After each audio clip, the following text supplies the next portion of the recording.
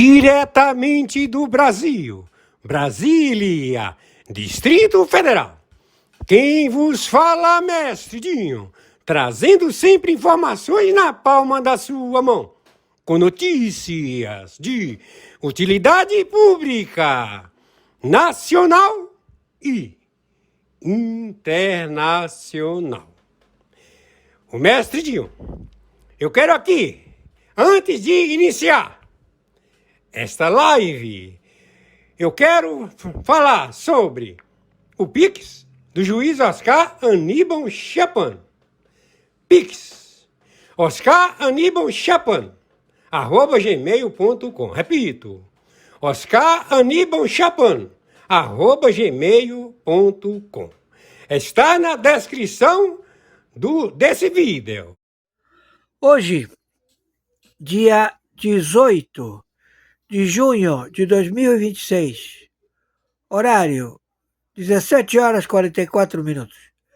Pela segunda vez o Ministério da Guerra é fechado. Há poucos dias o Ministério da Guerra foi evacuado porque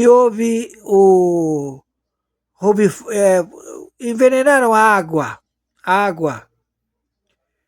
Então, jogaram um pó branco pensando que era antraz, mas não era, chegaram à investigação da água.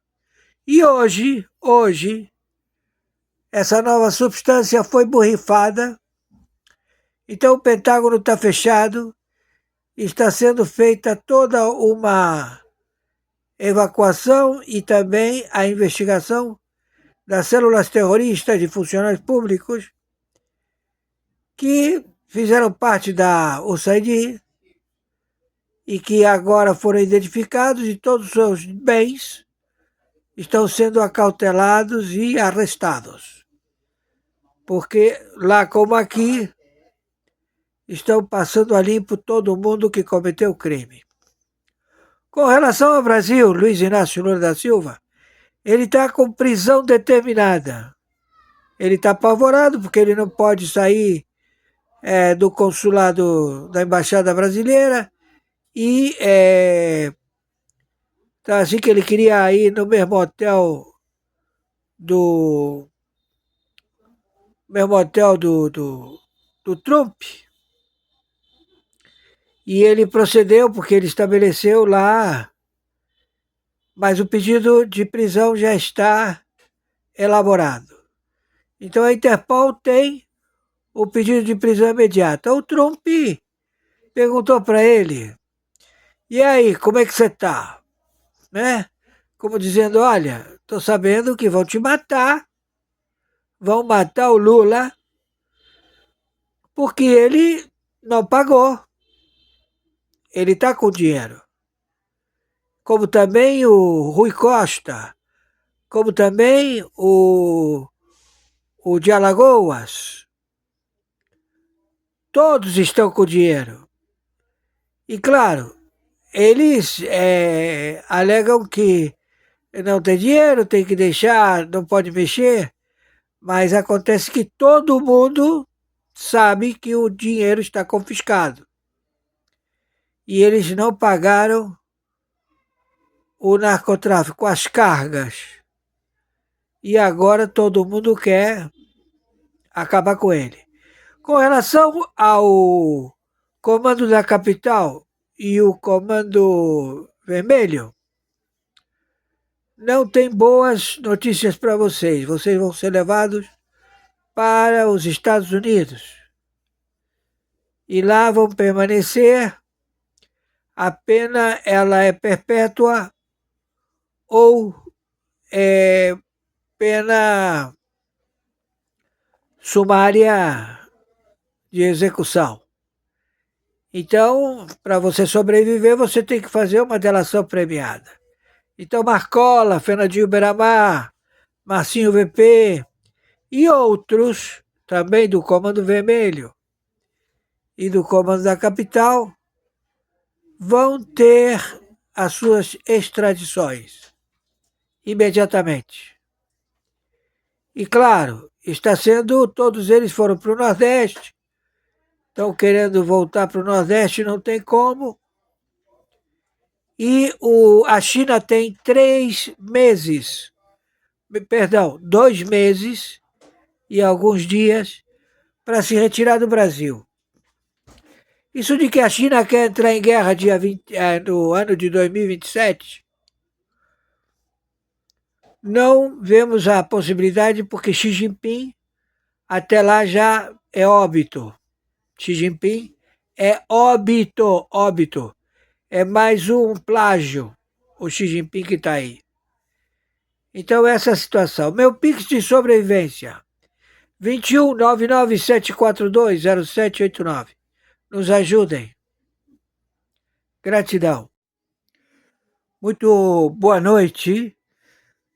No momento, dia 17 de junho de 2026, horário 19 horas 18 minutos. Já tendo o procedimento da OFAC 301, já está estabelecido o procedimento em toda a América Latina, em toda a América Central, em toda a América do Sul, a proceder com as tarefas de 17 países do narcotráfico, os seus executivos, presidentes, primeiro e segundo escalão dos seus governos, do narcoterrorismo, teocrata, do Irã, do Hamas, do Hezbollah, da Guarda Revolucionária, da Turquia, da Norte-Coreia, da China, da Rússia. Estamos em guerra atômica nuclear.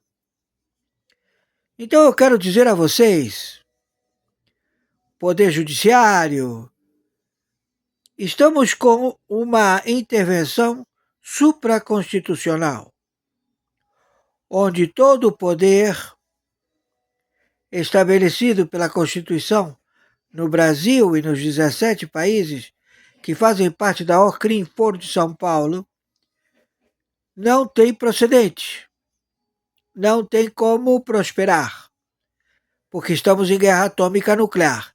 Então quem está falando é o senhor Oscar Aníbal Chaparro, interventor, grau AU7, conjuntamente com tropas de 196 países, a defesa dos funcionários públicos que não cometeram nenhum crime estabelecido nesta organização OCRIM Foro de São Paulo Grupo de Puebla.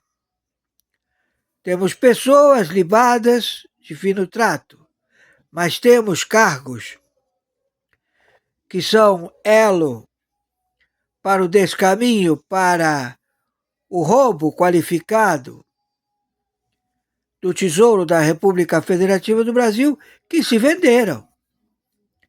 Então, nós não estamos para lawfare.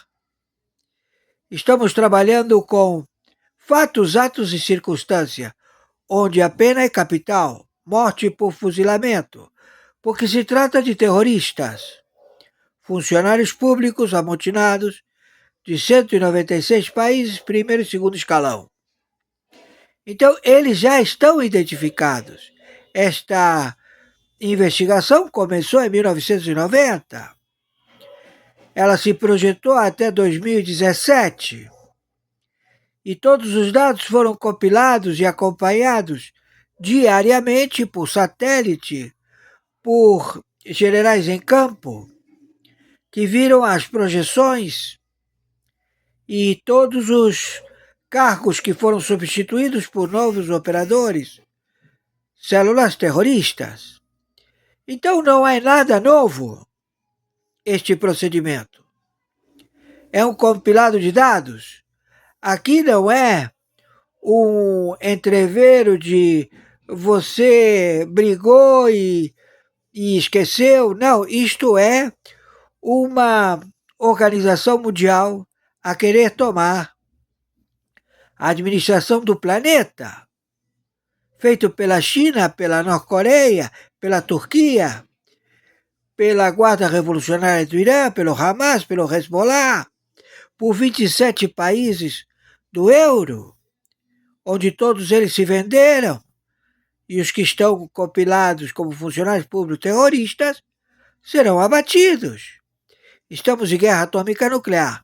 Meu Pix de sobrevivência é meu telefone 2199-742-0789. Não se preocupem em querer defender a sua pele. Estamos em guerra. Sou eu contra vocês e vocês. Muito boa tarde, no momento, dia 17 de junho de 2026. Neste momento se encontram reunidos com a falsa identidade que se faz chamar Luiz Inácio Lula da Silva, o Moacir, com o presidente da Interpol e também com autoridades de vários serviços secretos do continente europeu. Estamos já com a captura e determinação logística de extração, acautelamento do narcoterrorista que se faz chamar Luiz Inácio Lula da Silva para ser extraditado aos Estados Unidos da América, ao Tribunal Internacional do Brooklyn. Ele é um espia sabotador que trabalha para um conglomerado da Força Revolucionária do Irã. Ele é um conglomerado de terroristas, todos estabelecidos a longa data. Ele fez um pacto com o terrorismo mundial, com a máfia mundial, com todos os conglomerados financeiros de lavagem de dinheiro. Este terrorista, ele faleceu e quem está no lugar dele é o espião chinês do Comitê Chinês, máfia do fentanil, tráfico de drogas, da Rota da Seda, de propriedade do Xi Jinping, que está na liderança do Comitê Chinês, que são vários conglomerados financeiros, que já solicitou a saída de Xi Jinping. Xi Jinping, ele se encontra já numa posição de deixar o governo da China. Não tem como sobreviver. Então, este procedimento, ele é real. Nós estamos com toda a infraestrutura para a intervenção imediata da República Federativa do Brasil em atividade supraconstitucional através da intervenção de 15 anos estabelecido pelos Estados Unidos da América numa junta militar. Então, tanto o presidente do Senado quanto o presidente da Câmara, quanto 30 partidos políticos contra funcionários públicos que detêm a administração da distribuição do dinheiro do Tesouro da República Federativa do Brasil, foram todos identificados. Todos eles procederam da mesma forma, com 196 países localizados na ONU. Então, todos eles vão ter as suas prisões já determinadas. E começamos também o bombardeio ao Irã, porque o Irã atentou contra a vida do senhor Trump e de outros mandatários na Europa. Meu Pix de sobrevivência é meu e-mail.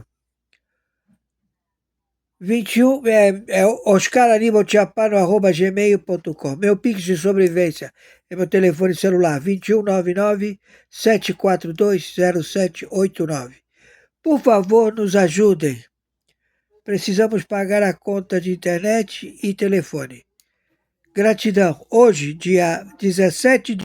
Por favor, as matérias elas vão estabelecer mais conhecimento. Por favor, as matérias elas vão estabelecer mais conhecimento. Acabamos de assistir a live do juiz Oscar Aníbal Chapano. E quem vos fala, mestre Dinho, Robô News. Hoje, dia 18 de junho do ano de 2026. Repito, hoje, dia 18 de junho do ano de 2026. Na sequência, iremos assistir as matérias. Essas matérias que o juiz Oscar Aníbal Chapano envia para o mestre Dinho Robô News todos os dias. E antes de passar as matérias, tem um áudio aí. Um áudio de perseguição, né? É o que está acontecendo aí com Eduardo Bolsonaro, certo?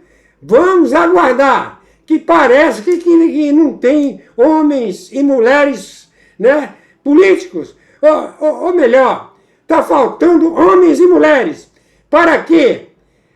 O que está acontecendo no país, não só no Brasil, está precisando de uma urgência. Trump, por favor, Trump, faça a verdade. Agora é o seguinte, Trump, nós queremos a verdade.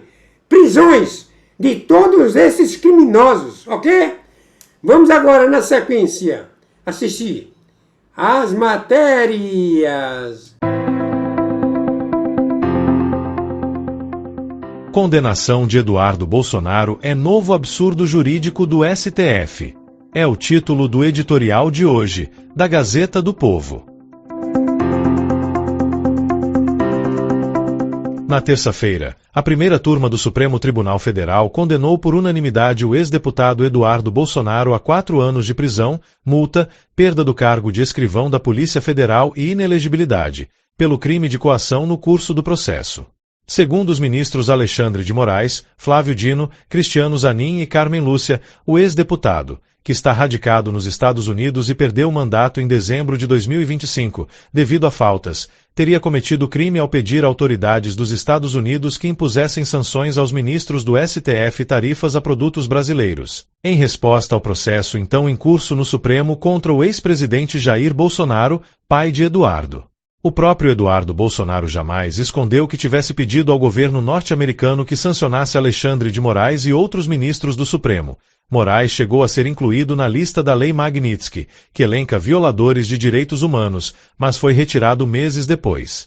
Por outro lado, embora o processo contra Jair Bolsonaro tivesse sido mencionado por Donald Trump nas justificativas do primeiro tarifaço contra o Brasil, Eduardo sempre afirmou que não havia solicitado nenhum tipo de tarifa. Tudo isso, no entanto, é, ou deveria ser, irrelevante, pois apenas uma interpretação muito extravagante, até mesmo teratológica, da lei penal brasileira poderia considerar ambas as atitudes como coação no curso do processo, definida no artigo 344 do Código Penal como, abre aspas, usar de violência ou grave ameaça, com o fim de favorecer interesse próprio ou alheio, contra autoridade, parte, ou qualquer outra pessoa que funciona ou é chamada a intervir em processo judicial, policial ou administrativo, ou em juízo arbitral, fecha aspas. Violência, obviamente, não houve. Mas tampouco existiu grave ameaça. Tudo o que o governo norte-americano poderia eventualmente fazer contra qualquer ministro do Supremo teria efeito bastante limitado, muito ao contrário, aliás, do que Moraes costuma fazer com as vítimas de seu arbítrio, não raro censuradas, privadas dos meios de subsistência, com bloqueios de contas ou desmonetização, ou do direito de ir e vir, graças a medidas como confisco de passaportes. Absolutamente nada que os norte-americanos pudessem fazer teria a capacidade de paralisar ou interferir no julgamento de Bolsonaro. E aqui há um detalhe importante. Ainda que Eduardo Bolsonaro possa ter se esforçado para convencer as autoridades norte-americanas, ele não tinha poder nenhum sobre uma decisão final que não era dele, mas do governo dos Estados Unidos. Dessa forma, o Supremo conseguiu, ao mesmo tempo, superdimensionar o poder de Eduardo Bolsonaro e diminuir a sua própria soberania, para usar uma palavra da moda. Primeiro, ao punir o ex-deputado como se tivesse sido dele a decisão de colocar Moraes na Lei Magnitsky ou cancelar vistos norte-americanos de ministros. Segundo, por implicitamente admitir que a possibilidade de não poder mais visitar os Estados Unidos já basta para que os ministros se sintam coagidos, ainda que batam no peito dizendo que não se deixaram coagir e condenaram Bolsonaro mesmo assim, a ideia está posta e não há como escapar dela. Se para os ministros um visto cancelado já é grave ameaça. Temos uma corte de floquinhos de neve. Só isso já bastaria para descaracterizar o eventual crime de coação, mas o raciocínio dos ministros foi tão tacanho que acabou também negando que é um direito garantido inclusive em tratados internacionais, o direito de denunciar internacionalmente supostas violações de direitos humanos, incluindo o direito de pedir punições aos responsáveis por tais violações. Ninguém em sã consciência haveria de questionar, por exemplo, a luta dos opositores ao regime do apartheid na África do Sul, as denúncias dos dissidentes dos regimes comunistas do leste europeu, como Andrei Sakharov e Alexander Solzhenitsyn, ou o esforço dos democratas venezuelanos, liderados por Maria Corina Machado, contra a ditadura chavista. Sem querer fazer comparações entre o processo de Jair Bolsonaro e as situações elencadas, trata-se apenas de expor o princípio. Qualquer um pode pedir socorro ao exterior se julga que as instituições de seu país estejam violando direitos fundamentais. O próprio Lula agiu assim em 2017, quando era processado na Lava Jato e enviou seus advogados à Europa para conseguir apoio de parlamentares britânicos e italianos. Cabe à comunidade internacional avaliar se as alegações fazem sentido e, em caso positivo, decidir o que fazer a respeito. Mas, a julgar pela argumentação dos ministros da primeira turma, os brasileiros não têm esse direito quando se trata de denunciar o arbítrio supremo. A mordaça, assim, torna-se planetária. Criticar o Supremo e apontar seus desmandos, quando se está no Brasil, pode ser tentativa de golpe de Estado, ataque à democracia, desinformação e mais uma série de outros crimes imaginários. Quando se está no exterior, vira coação no curso do processo. O absurdo disso tudo é evidente. Ninguém precisa gostar de Eduardo Bolsonaro, ou achar que as denúncias sobre os desmandos do Supremo, não apenas as do ex-deputado, mas todas elas, venham de onde vierem, fazem sentido, para reconhecer que ele tem o direito de se manifestar sobre o processo de seu pai e de usar os canais que tiver à disposição para chamar a atenção de autoridades estrangeiras. O defensor público apontado para representar Eduardo Bolsonaro, que não constituiu advogado, também fez seu trabalho ao identificar problemas processuais, como a citação feita por meio não previsto em lei e o fato de Moraes não poder julgar o ex-deputado, por ter sido o principal alvo das sanções americanas, ou seja, era parte interessada no processo. Os ministros ignoraram tudo isso, acostumados que estão a trocar o Código de Processo Penal pela própria vontade. E, ao agir assim, só deram ainda mais razão a quem exerce seu direito democrático de levar ao exterior a mensagem sobre um país onde o devido processo legal foi abolido e garantias básicas são negadas para facilitar a perseguição política, porque é disso que se trata. Essa é a opinião da Gazeta do Povo. Essa narração foi gerada por inteligência artificial, sob supervisão jornalística. Ha caído Zapatero, el líder espiritual del sanchismo. El padre político de esta época resulta que también era la reina madre de todas las corrupciones del gobierno de Pedro Sánchez. Y atención a esta información de última hora porque agrava la tensión en la frontera. En una operación dirigida contra mandos de la Armada de México se detuvo a numerosas personas. Se descubrió que estas personas habían cometido actos de corrupción. En los registros realizados en sus domicilios se encontró dinero oculto en compartimentos secretos. La Armada, una de las instituciones estatales más fiables y destacadas por su disciplina en México, está atravesando una de las mayores crisis de su historia. Una amplia red de contrabando y corrupción en la que están implicados miembros de la Armada y algunos funcionarios federales, ha pasado a ocupar el primer lugar en la agenda de seguridad y administración del país. La información filtrada del expediente de la investigación muestra claramente que la situación a la que nos enfrentamos no es una simple infracción aduanera. Estas detenciones que se anunciaron el día de ayer vienen de... Ya había habido denuncias, de acuerdo con el fiscal general de la República, por el propio secretario de la Marina, el almirante Ojeda. Estas detenciones vienen un buque que fue investigado, un buque que llegó a Tampico y que reportaba que tenía una sustancia que no era combustible. El panorama que se nos presenta apunta a un sistema organizado que se ha infiltrado en las instituciones clave del Estado, ha desarrollado sus actividades sin ser detectado durante mucho tiempo y funciona a la perfección en su seno. Según los primeros indicios, la organización lleva operando activamente al menos desde 2023. El hecho de que se haya elegido el estado de Tamaulipas como base principal de las operaciones no es en absoluto una coincidencia. Reclutaron a sus subalternos y sobornaron a empleados de aduanas para ganar millones de pesos. Marinos y funcionarios federales convirtieron a Tamaulipas en su centro de operaciones.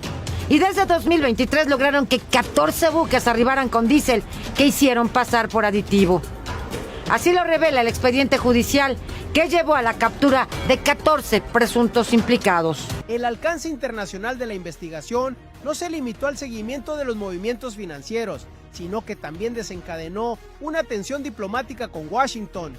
El hecho de que entre las personas detenidas se encontrara un antiguo miembro de la Marina de los Estados Unidos llevó el asunto directamente a la agenda de la Casa Blanca. El presidente de Estados Unidos, Donald Trump, solicitó por vía oficial que el sospechoso en cuestión fuera extraditado a Estados Unidos sin demora. Sin embargo, desde el sur de la frontera no se ha recibido hasta ahora ninguna respuesta, ni positiva ni negativa, a esta clara petición. Los presuntos líderes son el vicealmirante Manuel Roberto Farías Laguna y su hermano, el contraalmirante Fernando Farías, los sobrinos políticos del secretario de Marina en el sexenio anterior.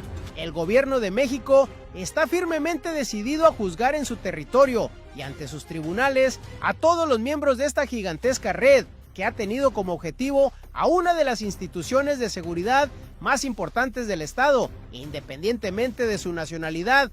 Al analizar cómo funciona el sistema, llama la atención que se trata de un método bastante profesional.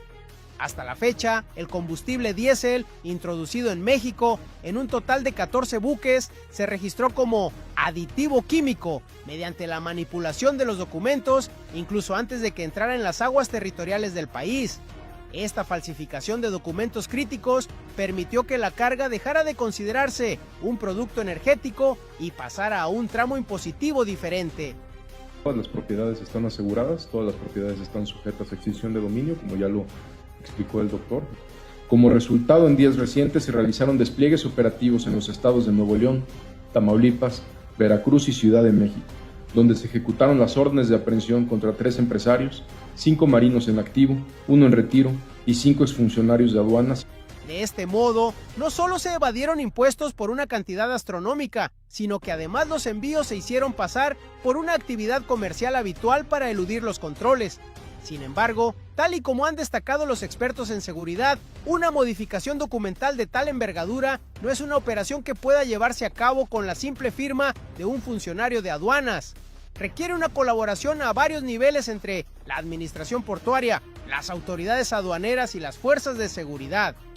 Desmantelar las redes de corrupción que facilitaban la introducción ilícita de hidrocarburos a nuestro país, la Secretaría de Seguridad y Protección Ciudadana, Armada de México y Fiscalía General de la República desplegaron trabajos de campo y gabinete donde se detuvo a 14 personas involucradas en el robo. Según las declaraciones, algunos funcionarios de aduanas hacían la vista gorda ante estos envíos a cambio de sobornos, mientras que la magnitud económica del asunto es asombrosa. Se ha constatado que se asignaba un presupuesto para sobornos de aproximadamente 1,75 millones de pesos por cada barco y que este dinero se distribuía entre los funcionarios públicos siguiendo una jerarquía determinada. Se ejecutaron las órdenes de aprehensión contra 3 empresarios, 5 marinos en activo, 1 en retiro y 5 exfuncionarios de aduana. La verdadera razón por la que el caso ha causado tal conmoción en la opinión pública es el perfil de los sospechosos. Según las acusaciones, entre los líderes de esta gigantesca red de contrabando se encuentran un contraalmirante en activo y un comodoro. La implicación de figuras de este rango convierte el asunto en algo más que un simple delito económico, transformándolo en un problema de seguridad nacional que pone en entredicho la credibilidad institucional del Estado mexicano. Además, la organización no se ha limitado al personal en activo, sino que, con el fin de garantizar la continuidad de las operaciones y la capacidad de conexión, ha integrado en el sistema a oficiales de la Marina retirados. Esta circunstancia demuestra que no se trata de una acción oportunista puntual, sino de una planificación a largo plazo en la que se aprovechan meticulosamente las experiencias pasadas y las lagunas institucionales. Tal y como ha confirmado Omar García Harfuch, una de las figuras clave de la burocracia de seguridad, en las redadas llevadas a cabo se incautaron propiedades de lujo, vehículos de gran valor y millones de liras en efectivo, imposibles de justificar con los ingresos oficiales de los sospechosos. Estos estilos de vida ostentosos se incorporaron al expediente como las pruebas más tangibles de los flujos financieros ilegales.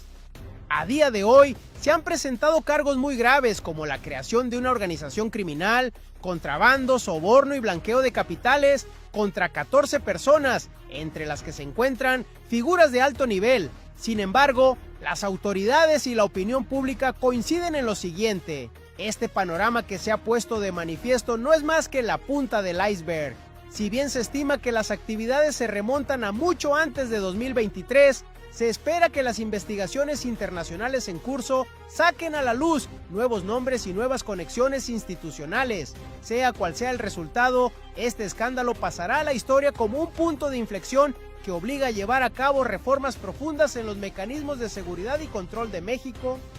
Por otra parte, también se desconoce si habrá nuevas detenciones en las próximas fases de la investigación. Las autoridades se muestran cautelosas al respecto, pero subrayan especialmente que el caso aún no se ha cerrado. Se baraja la posibilidad de que, con la aparición de nuevas pruebas, se puedan detectar vínculos que se extiendan a diferentes instituciones. Esto significa que el alcance de la investigación podría ampliarse. Ahora todas las miradas se centran tanto en el proceso judicial como en los nuevos detalles que puedan salir a la luz. Y es que esta investigación aún no se ha revelado en todos sus aspectos. Noticias de último momento que están redefiniendo el mapa geopolítico mundial y colocando a México en el epicentro de una confrontación histórica que nadie en los círculos del poder de Washington había anticipado con esta velocidad ni con esta contundencia. Pongan mucha atención porque lo que está ocurriendo en este preciso instante es un parteaguas real de consecuencias históricas, otro el fin definitivo de una era larga de sometimiento silencioso y el nacimiento visible y poderoso de un nuevo orden mundial construido desde nuestra propia soberanía, con nuestros propios términos y con nuestros propios aliados elegidos, libremente. El titular que sacude al planeta en estos momentos es absolutamente claro. México, en un movimiento diplomático audaz y soberano, ha consolidado una alianza estratégica con la Federación Rusa y la República Popular China, desafiando directamente la hegemonía de Estados Unidos en su propia frontera sur, donde durante más de 2 siglos creyó tener el control absoluto e incuestionable. La respuesta de Washington no se ha hecho esperar ni un solo instante, y las declaraciones recientes de Donald Trump, pronunciadas con la prepotencia y el desprecio que lo caracterizan, han encendido las alarmas de una escalada con consecuencias verdaderamente difíciles de predecir, generando una condena mundial casi completamente unánime que ha dejado al gobierno americano en un profundo aislamiento diplomático que no habíamos visto en décadas. El viejo mundo ese donde México era visto como el patio trasero, obligado de Estados Unidos, donde nuestras decisiones soberanas dependían en buena medida del permiso o al menos de la tolerancia del vecino del norte, donde hablar de soberanía plena parecía un sueño lejano e irrealizable. Ese mundo ha muerto definitivamente. Hoy, ante los ojos atónitos de la comunidad internacional, nace un México protagonista en el escenario global, un México que ya no pide permiso para construir sus propias alianzas y defender sus propios intereses. Y la reacción de la vieja guardia imperial ante esta nueva realidad que se le escapa de las manos ha sido furibunda, desesperada, casi histérica y enormemente reveladora de lo mucho que le aterra este cambio de paradigma que no sabe cómo detener. Vayamos directamente a los hechos concretos y verificables, a lo que ha pasado en las últimas horas que tienen al mundo entero con los ojos puestos en esta región. En una conferencia de prensa convocada con carácter de urgencia desde su residencia de Mar-a-Lago en Florida, entró Donald Trump, con un tono que el mundo entero ha calificado de incendiario, beligerante y completamente carente de cualquier matiz diplomático reconocible. Lanzó la amenaza más grave y más directa contra México que hemos escuchado en la historia moderna de las relaciones entre ambos países vecinos. Declaró que la nueva alianza de México con Rusia y China es una traición imperdonable y una amenaza directa a la seguridad nacional de Estados Unidos. Sus palabras exactas, que ya recorren el planeta de cancillería en cancillería, fueron directas y sin ambigüedades. México ha decidido meterse en la cama con nuestros peores enemigos. Si no revierten este curso suicida de inmediato, impondremos un bloqueo económico total, sanciones como nunca antes han visto, y que quede claro, todas las opciones están sobre la mesa. Esta última frase, todas las opciones están sobre la mesa, es el eufemismo conocido en los círculos diplomáticos internacionales para una posible intervención militar directa. La reacción a esas palabras fue instantánea en todos los frentes. Los mercados financieros globales entraron en una fase de extrema volatilidad que los analistas no veían desde las grandes crisis del siglo pasado. Las cancillerías de todo el mundo se pusieron en comunicación constante y la pregunta que flota en el aire de cada capital del planeta es si la fanfarronería de un líder político, acorralado por su propio declive, puede arrastrar al continente entero hacia un conflicto sin precedentes históricos. La condena a estas palabras no proviene solo de los aliados más cercanos e históricos de México. Proviene de prácticamente todos los rincones del planeta que ven en la postura de Trump un peligroso y deliberado retroceso a las épocas más oscuras del intervencionismo imperial descarado y de la política del gran garrote que creíamos haber dejado atrás hace décadas. Para entender la magnitud real de lo que está en juego y para comprender cómo llegamos hasta este punto de inflexión histórica que tiene a medio mundo conteniendo la respiración, es absolutamente crucial analizar con detenimiento los movimientos estratégicos que se han producido en las últimas semanas y que son la causa directa e inmediata de esta crisis que tiene al mundo en vilo y a Washington sin respuesta coherente. Esto no ha sido una improvisación de última hora. Ha sido la culminación de una estrategia diplomática calculada, valiente y sobre todo soberana, ejecutada con una precisión que ha dejado a Washington sin respuesta efectiva más allá del grito y la amenaza vacía. El primer movimiento que desató las alarmas en el Pentágono y en la Casa Blanca fue la llegada de una flotilla de la Armada rusa al puerto de La Habana, Cuba, pero esta vez había un componente completamente nuevo y revolucionario en esa visita que cambió todo. No se trataba solo de una visita de cortesía entre aliados históricos. La flotilla, encabezada por la modernísima fragata Almirante Gorshkov, portadora de misiles hipersónicos Zircón, y el submarino de propulsión nuclear Kazán, no solo atracó en Cuba para realizar ejercicios militares con las Fuerzas Armadas cubanas, por primera vez en la historia de las relaciones militares regionales, personal de la Armada de México se unió a estas maniobras en calidad de observadores estratégicos activos con participación real. Según la información disponible, un acuerdo de cooperación militar sin ningún tipo de precedente histórico se firmó a bordo del Almirante Gorshkov entre los altos mandos de México, Rusia y Cuba. Este acuerdo incluye el intercambio de inteligencia, entrenamiento militar conjunto y, lo más significativo de todo, un pacto de asistencia mutua en caso de agresión externa no provocada en la práctica concreta y verificable sobre el terreno. Esto significa que la presencia militar rusa, con la anuencia, la participación activa y la firma oficial de México como tercer socio, se ha establecido a apenas 90 millas de las costas de Florida, pulverizando de un solo golpe histórico la doctrina Monroe, toda esa arrogante declaración unilateral de 1823, que proclamaba a América Latina como el dominio exclusivo, intocable e irrenunciable de Estados Unidos, como si las naciones de la región no tuvieran ningún derecho a decidir sus propias alianzas. El portavoz del Ministerio de Defensa ruso fue tajante en su declaración más reciente. Nuestra cooperación con naciones soberanas como México y Cuba se basa en el respeto mutuo y el derecho internacional.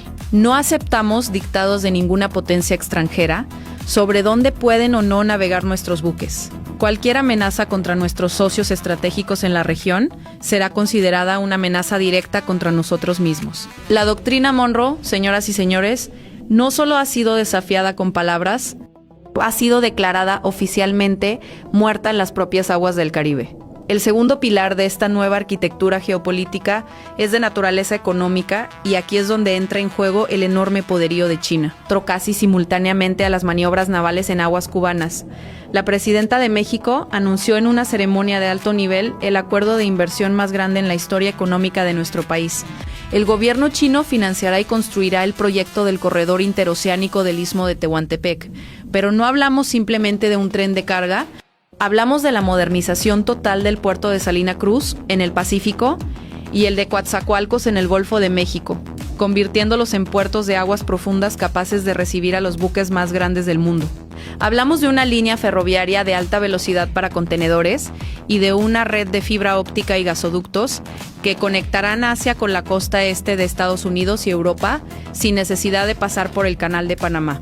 El impacto para los intereses geoestratégicos de la Casa Blanca es absolutamente demoledor y sin ningún tipo de precedente histórico conocido. México se convierte en el nodo logístico central e indispensable del comercio mundial del siglo XXI. Otro ofreciendo una alternativa más rápida, más barata, más eficiente y en muchos aspectos más segura al Canal de Panamá. Otro canal que ha estado bajo el control fáctico e indirecto de Washington desde su construcción hace más de un siglo como herramienta fundamental de proyección de poder comercial y militar en todo el hemisferio occidental. El ministro de Asuntos Exteriores chino lo expresó con claridad meridiana. Este proyecto es un emblema de la franja y la ruta en el hemisferio occidental. Es un puente de desarrollo, no una fuente de confrontación. China y México son socios en la construcción de un futuro multipolar donde ninguna nación impone su voluntad sobre otra. El tercer elemento de esta alianza, quizás el más simbólico y humanitario de todos, es lo que podríamos llamar la operación de rescate a Cuba. Durante más de 60 años, Estados Unidos ha sometido a la isla de Cuba a un bloqueo económico, financiero y comercial que la propia Asamblea General de la ONU ha calificado en múltiples resoluciones como una violación del derecho internacional. Un castigo colectivo cruel e injusto contra un pueblo entero que nunca pidió esa condena. La nueva alianza ha decidido poner fin a ese bloqueo de manera efectiva y práctica. Un puente aéreo y marítimo coordinado se ha establecido con aviones y buques cargados con toneladas de alimentos, medicinas y combustible que llegan a Cuba sin cesar. China ha anunciado además la condonación de la deuda externa cubana y un paquete de inversiones para modernizar la red eléctrica y la infraestructura productiva de la isla. Esto en la práctica anula completamente el bloqueo y es un acto de justicia histórica que libera a un pueblo hermano del yugo al que ha sido sometido durante más de medio siglo. El presidente cubano apareció visiblemente emocionado, declarando: "Hoy la solidaridad de pueblos hermanos ha roto las cadenas. Cuba no está sola y América Latina entera tampoco lo estará nunca más". La era de la prepotencia imperial y del dictado unilateral ha terminado de manera que parece definitiva e irrebulsable. Este movimiento histórico envía un mensaje poderoso y claro a toda la región y al mundo. Es posible, con valentía y visión estratégica, construir un camino propio y digno al margen de los dictados y presiones que Washington ha ejercido durante siglos.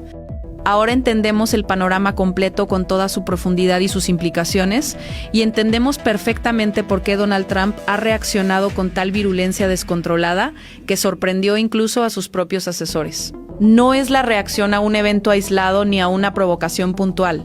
Es la reacción visceral y desesperada de alguien que ve cómo se le desarma la influencia de décadas construida pacientemente desde 3 frentes simultáneos e interconectados: el militar con la presencia rusa en el Caribe y la participación activa y documentada de México en esas maniobras; el económico con China construyendo la nueva ruta comercial más importante del mundo en suelo mexicano con dinero y tecnología chinas; y el político simbólico con el rescate efectivo de Cuba, que rompe el instrumento de presión más antiguo y más cruel que Washington ha mantenido en la región durante más de 6 décadas. Es la materialización de la peor pesadilla estratégica del establishment americano: una alianza poderosa, económicamente gigantesca y militarmente respaldada por 2 potencias nucleares, instalada justo al otro lado del río Bravo. La respuesta de México ante todo esto Fue un ejemplo de dignidad y firmeza que el mundo aplaudió. La presidenta, con la calma y la seguridad de quien tiene la razón histórica y el respaldo internacional de su lado, se dirigió a la nación entera con un tono absolutamente sereno, pero completamente inflexible, sin concesiones ni suavizaciones de ningún tipo. México es una nación soberana y no acepta amenazas de nadie. Nuestra política exterior se basa en los principios de no intervención, autodeterminación de los pueblos y cooperación para el desarrollo. Nuestros acuerdos con Rusia y China son transparentes, se enmarcan en el derecho internacional y buscan el beneficio de nuestro pueblo. Rechazamos el lenguaje de la amenaza y el chantaje. No somos el patio trasero de nadie. La opinión pública mexicana, según todas las encuestas más recientes disponibles, respalda de manera abrumadora y sin fisuras significativas la postura firme y soberana de la presidenta ante las amenazas externas. La reacción internacional de los aliados estratégicos de México no se hizo esperar ni un solo instante. El Kremlin calificó las amenazas de Trump como chantaje imperialista puro y duro de un poder en visible y acelerada decadencia, y advirtió con toda claridad al mundo que cualquier acción hostil contra México, su nuevo socio estratégico, tendrá una respuesta recíproca, inmediata y verdaderamente contundente que nadie debería ignorar. El Ministerio Chino de Asuntos Exteriores declaró que el tiempo en que Estados Unidos podía dictar la política de otras naciones ha pasado definitivamente a la historia y que apoyará a México en la defensa de su soberanía.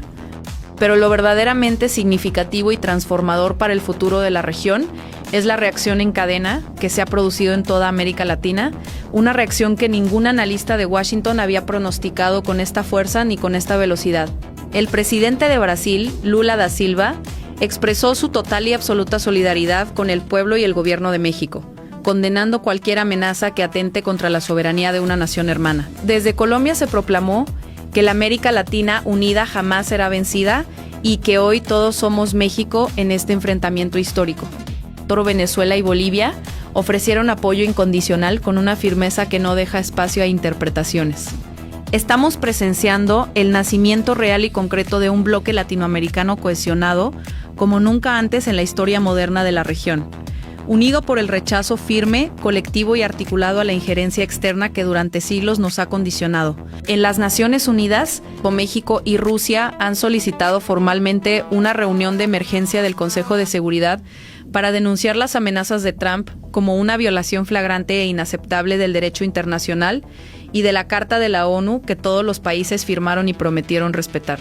Las amenazas lanzadas por Trump, lejos de aislar a México como pretendían y como Washington esperaba que ocurriera, lo han fortalecido de manera completamente inesperada, han solidificado y profundizado su nueva alianza con Rusia y China y han puesto a Estados Unidos en una posición de aislamiento internacional creciente que sus propios aliados tradicionales están comenzando a señalar con preocupación.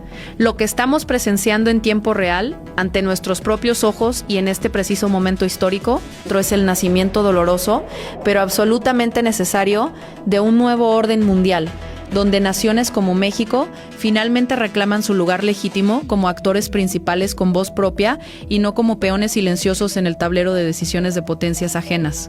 La vieja hegemonía, basada en la doctrina Monroe, y en décadas de intervenciones directas o encubiertas, se desmorona ante nuestros propios ojos, no por ninguna agresión externa extraordinaria, sino por la propia incapacidad profunda de Washington para adaptarse con inteligencia a un mundo que ya cambió de manera irreversible y para siempre. Las amenazas de Donald Trump son los últimos rugidos desesperados de un imperio que se niega a reconocer su propio declive inevitable, que prefiere siempre la amenaza al diálogo, el grito fácil a la diplomacia inteligente. México, con dignidad plena y valentía histórica genuina, sostiene con firmeza la pluma con la que hoy se está escribiendo esta nueva página de la historia de nuestra región.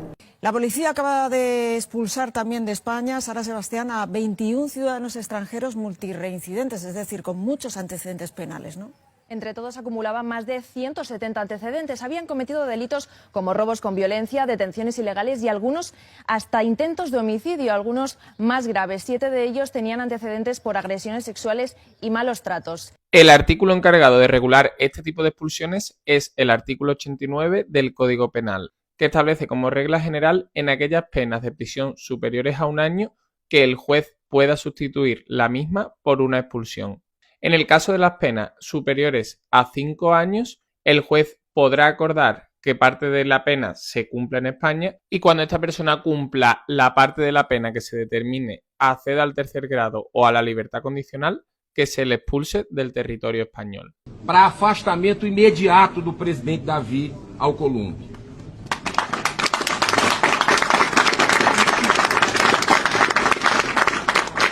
Infelizmente, todo esse caos que a gente está vivendo institucional, para afastamento imediato do presidente Davi Alcolumbre.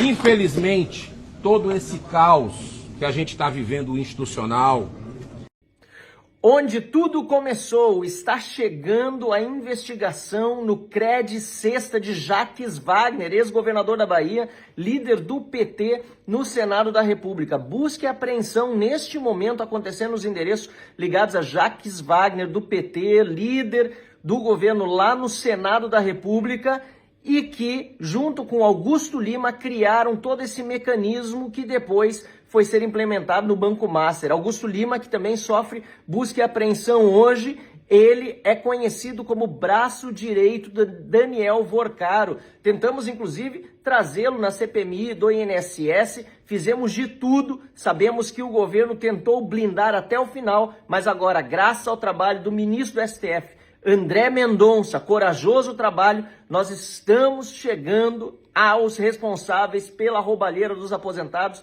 e também do Banco Master. Por isso, dia de muita atenção, vai ter muita notícia pela frente com essa busca e apreensão no líder do governo no Senado, o petista Jacques Wagner, lá da Bahia, e também do Augusto Lima. Vamos acompanhar os desdobramentos e é um dia em que nós vamos poder ver muita coisa nova, certamente, aparecendo. Acompanhe.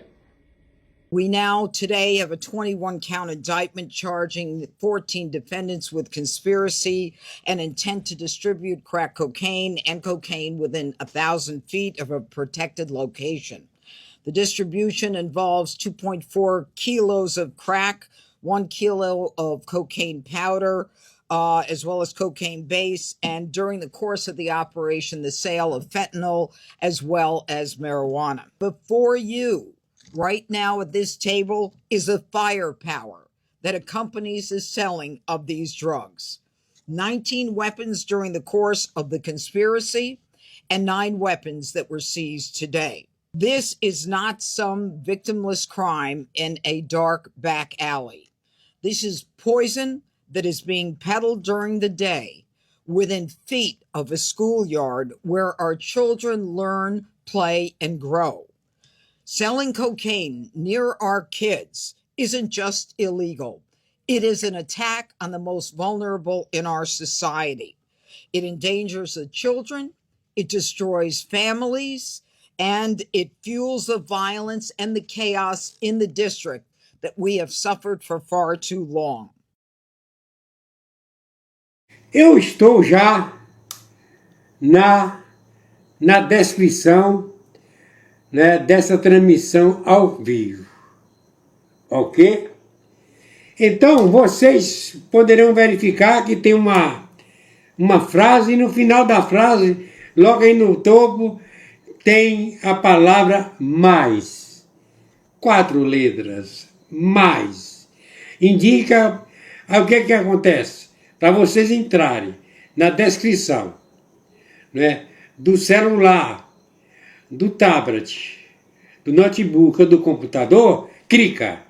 Então vocês clicando aí, vocês vão entrar, observar, né, que existe uma palavra perfil social. E depois do perfil social vem Mercado Livre. E está escrito, canal Mestrezinho. Últimas notícias na palma da sua mão. Perfil Mestre Dinho, 1949. Eu sou afiliado do Mercado Livre. E é por isso que eu estou aqui aproveitando essa oportunidade para falar com vocês que tem promoções. Promoções. Eu, como afiliado do Mercado Livre, eu coloquei aí abaixo da palavra promoções, Promoções 2 pontos. Tem aí o link. Todo mundo sabe o que é o link. O link do Mercado Livre. Você clica no Mercado Livre aí, nesse link do Mercado Livre. Não vai sair num só produto, não. Vai sair numa vitrine. O Mercado Livre, por enquanto, tem quase 200 produtos, certo? Produtos, a maior parte com promoções. Produtos que nós precisamos. Aqueles produtos relacionados, que nós temos necessidade de comprar dia a dia. Então, vocês sabem que o Mestre Dinho, eu sou afiliado do Mercado Livre. Vocês compram, certo? Vocês negociam no parcelamento, né? Se é com 10 parcelas, ou com 12, ou com 18 ou mais, depender, tem de entrar aí, né, certo? Na descrição, no link do Mercado Livre. Ok? E, descendo, certo? Eu também sou afiliado do Shopee. Tem assim, vitrine do Construa Civil Mestre Dinho. Afiliado da Shopee. Aproveita as promoções. Mais de 500 produtos do afiliado do Shopee Mestre Dinho. Construa Civil Mestre Dinho.